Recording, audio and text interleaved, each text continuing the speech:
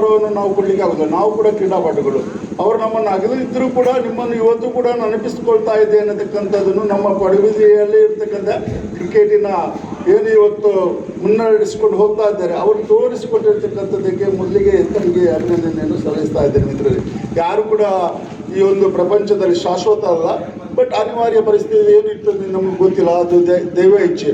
ಆದರೂ ಕೂಡ ಅವರ ಒಳ್ಳೆಯತನವನ್ನು ಅವರು ಹುಟ್ಟಿ ಸಾವಿನ ಬದುಕಿನ ನಡುವಿನಲ್ಲಿ ಹೇಗೆ ಜೀವನ ಮಾಡಿದ್ದಾರೆ, ಕ್ರೀಡೆಗೆ ಎಂಥ ಪ್ರೋತ್ಸಾಹವನ್ನು ಕೊಟ್ಟಿದ್ದಾರೆ, ಆ ಒಂದು ನೆನಪಿಗೋಸ್ಕರ ಆಯೋಜನೆ ಮಾಡಿರ್ತಕ್ಕಂಥದ್ದನ್ನು ನಾನು ಶ್ಲಾಘಿಸ್ತಾ ಇದ್ದೇನೆ.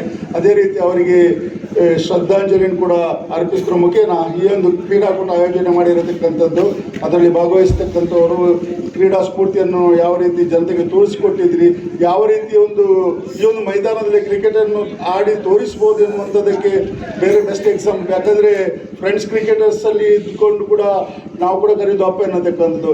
ಏನೇ ಟೂರ್ನಮೆಂಟ್ ಆಯೋಜನೆ ಮಾಡಬೇಕಾಗಿದ್ರು ಕೂಡ ಅದರ ಹಿಂದ್ಗಡೆಯಿಂದ ಕೆಲಸ ಮಾಡಿರ್ತಕ್ಕಂಥವ್ರು ಇವರೆಲ್ಲ ಹಿಂದ್ಗಡೆ. ಈಗ ನಾವು 89